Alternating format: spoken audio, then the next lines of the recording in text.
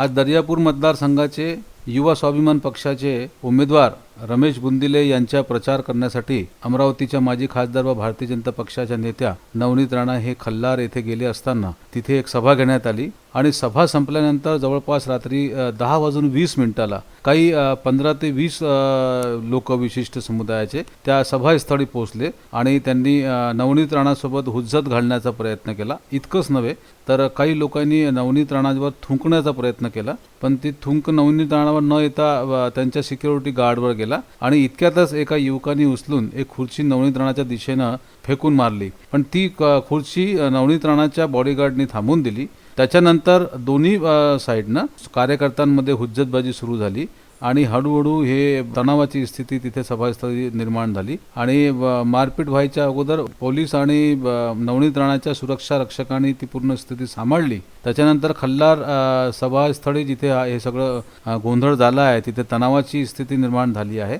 आणि इतकंच नव्हे तर ह्या सगळ्या राढ्यात युवा स्वाभिमान पक्षाच्या 2 पदाधिकाऱ्यांना जखमासुद्धा आलेल्या आहेत. बातमी लिहेपर्यंत रात्री जवळपास 12 वाजता नवनीत राणा खल्लार पोलीस स्टेशनला या सर्व घटनाक्रमाची तक्रार देत होत्या आणि यासंबंधी मंडल न्यूजनी डॉक्टर अनिल बोंडे अमरावतीचे राज्यसभा खासदार यांच्याशी बातचीत केली. त्यांनी ह्या संपूर्ण घटनाक्रमाचा तीव्र निषेध व्यक्त केला आहे आणि इतकंच नव्हे तर बडनेराचे निवर्तमान आमदार रवी राणा यांनी पण या संपूर्ण घटनाक्रमाचा तीव्र निषेध व्यक्त केला आहे. आणि बातमी लिहेपर्यंत खल्लार पोलीस स्टेशन अंतर्गत सैकड़ोंच्या संख्येने कार्यकर्ते जमा झाले होते आणि नारेबाजी सुरू होती. पोलीस सगळ्या स्थितीवर नियंत्रण घेण्यासाठी पोलिसांचा मोठा ताफा घटनास्थळी आणि खल्लारच्या आजूबाजूला तैनात करण्यात आलेला आहे आणि एकंदरीत सध्या परिस्थिती तणावग्रस्त परंतु शांततेत दिसत आहे. नवनीत राणा यांच्या सभेमध्ये ज्या 20-25 हमला केला जी ती सभा उधळून लावण्याचा प्रयत्न केला जी ती अतिशय निषेधार्ह बाब आहे. आणि या लोकांना कोणती महिला नेता चालत नाही. या लोकांना प्रचार करणं, भारतीय जनता पक्षाचा प्रचार करणं चालत नाही.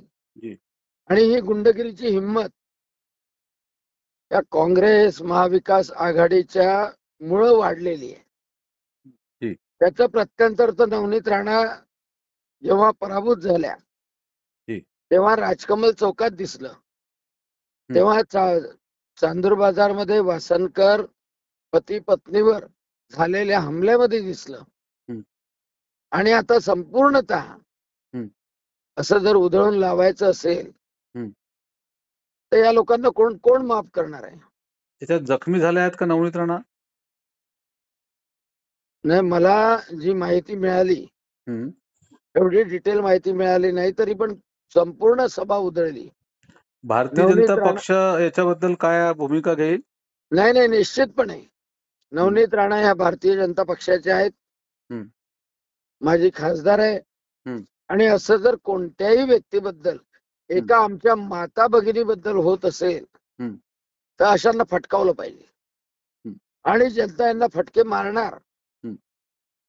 आता मला हे समजत नाही की जे कोणी लोक आहेत याच्या पाठीमागे, त्याच्यावर निश्चितपणे गृहमंत्री तर बंदोबस्त करतीलच, पण सगळ्या पक्षाच्या राजकीय नेत्यांनी या गोष्टीचा निषेध करायला पाहिजे. आणि अमरावतीचं वातावरण, अमरावती जिल्ह्याचं वातावरण खराब करणाऱ्या अशा समाजकंटकांना निश्चितपणे समाजामधून बाहेर काढलं पाहिजे. आपण सध्या कुठे आहात? जिल्ह्यात आहे? जिल्ह्याच्या बाहेर? नाही, जिल्ह्यातच आहे. आपण जाणार आहे खल्लारला आता रात्री? नाही, रात्री नाही जाणार आहे. बर, हे पोलीस स्टेशनला तक्रार करायला गेले आहेत माजी खासदार नवनीतजी? हो. बर, उद्या काही भारतीय जनता पक्षातर्फे काही याचा निषेध किंवा काही असं? निश्चितपणे या गोष्टीचा निषेध केला जाईल. कारण एका आमच्या भगिनीवर, ती कोणत्याही पक्षाची असो, पण असं जर कोणी धुडगूस घालत असेल तर त्या गोष्टीचा निषेध सर्वांनी केला पाहिजे आणि भारतीय जनता पक्ष निश्चितपणे निषेध करेल. आणि सर्व जनतेलाही हेही सांगणं आहे, कारण याचं प्रात्यक्षिक अगोदर त्यांच्या पराभवानंतर दिसलेलं आहे. राजकमल चौकात दिसलं, चांदूर बाजारला दिसलं. त्याच्या अगोदरही अमरावतीमध्ये मोठ्या घटना घडलेल्या आहे. 12 नोव्हेंबरला निघालेला मोर्चा, उमेश कोल्हेचं सरताल से जुदा, म्हणजे अशी हिंमत वाढून, म्हणजे अतिशय ताकदीनं, म्हणजे सर कोणावर हमले करायचे, कोणाची सभा उधळून लावायची, कोणाच्या जीवाला धोका निर्माण करायचा. त्या अमरावती सारख्या सुसंस्कृत जिल्ह्यामध्ये राष्ट्रसंत तुकडोजी महाराज, वैराग्य मूर्ती गाडगे बाबा, भाऊसाहेब डॉक्टर पंजाबराव देशमुख, स्वर्गीय विमलाताई देशमुख यांच्या जिल्ह्यामध्ये कोणीही खपवून घेणार नाही. आणि त्यामुळं या सर्व गोष्टीचा निषेध निश्चितपणे मी करतोय. कुछ नहीं, हमारा खल्लार में सभा था, प्रचार दौरा था मेरा जी। और उस प्रचार दौरान में जब मैं भाषण भी दे रही थी, जी। मुझे देख देख के जोर जोर से अल्लाहू अकबर, तो मैं बड़ी शांति से प्रेम से ले रही थी, शांत रहो, मेरा भाषण होने दो, क्योंकि मेरा टाइम निकलते जा रहा था, 9:45 हो रहा था। जी। फिर जैसे नीचे उतरी तो मेरे लोगों को, मैं सब खड़े थे, उनको देख देख के मेरे बारे में गंदी गंदी भाषा, गंदा गंदा से बोलना, मेरे लोग उनको समझा रहे थे कुछ बोलो मत, कुछ बोलो मत। फिर वो सडनली आंग पे आए और कुर्सियां फेंकना शुरू कर दिए, तो मुझे गालियां देना शुरू कर दिए। तो मुझे देख के अल्लाह शुरू कर दिया, तुमको देख लेंगे, तुमको बच लेना खुद को, इस तरीके के गंदे गंदे शब्द मेरे ऊपर थूका उन्होंने। तो मेरे जो सीएसएफ वाले उन्होंने बचाया और पूरा थूक उनके कपड़े पे, मतलब इस तरीके का। और एक अगर आज मैं नहीं होती तो शायद मेरे एक आधे कार्यकर्ताओं को मार डालते थे आज। तो ये ऐसा लगता है आपको सुनियोजित षड्यंत्र था? हाँ, क्योंकि मुझे लगता है उद्धव ठाकरे जी का तालुका अध्यक्ष का गांव है ये जी। और वही सरपंच है और उनका ही प्री प्लान्ड ये सब चित्र निर्माण हुआ है इस गांव में। जी। इसके पीछे कौन लगता है आपको? आप देख लीजिए, उद्धव ठाकरे जी के तालुका अध्यक्ष का गांव है ये। जी। आपने इस बारे में पुलिस में शिकायत दर्ज कराई है? अभी मैं वहां पे ही बैठी हूँ भैया, जी। वही जी। कर रहे हैं हम। मैंने अभी बोंडे साहब से भी बात की थी और रवि जी से भी बात की, उन्होंने इसका निषेध व्यक्त किया है। आप हाँ। अगला कदम क्या उठाएगी अब इस मामले में? कुछ नहीं, जितने भी आरोपी हैं उनको सबको अटक करे जी। और कोई किसी को देखकर कि अगर वोटिंग देता है, मुझे गालियां देता है, मुझे मारने की बात करता है, तो मुझे लगता है पुलिस प्रशासन पूरी कार्रवाई करेगी। किसी के साथ, किसी महिला के साथ इस तरीके का नहीं होना चाहिए। हम तो बहुत जेन्युइनली अपना काम कर रहे थे। मुझे नहीं लगता है, ये तो संविधान ने अधिकार दिया है सबको अपना अपना हक बाहर रखना, और अगर हक को और आवाज को बंद करना चाहते हैं तो फिर उसका जवाब मिलेगा उनको। आप अपना प्रचार जारी रखेगी आने वाले दिनों में भी? हाँ, 100%। डरना किससे है? जी। मैं तो जवाब देने के लिए खड़ी हूँ, डरती नहीं ना। जी जी जी जी। धन्यवाद नवनीत जी, आप मंडल न्यूज से बात करने के। मला नाही वाटत हे कोई योग्य पद्धती आहे कोणाच्याही या पद्धतीने करणं। जर आज तुम्ही पाहिलं तर काकाला बोलो, आजूभाऊ इथे या, आजूभाऊ इथे या, यांचं डोळा पहा आणि ते काकाला पहा, ज्या पद्धतीने झालं। आणि मी भाषण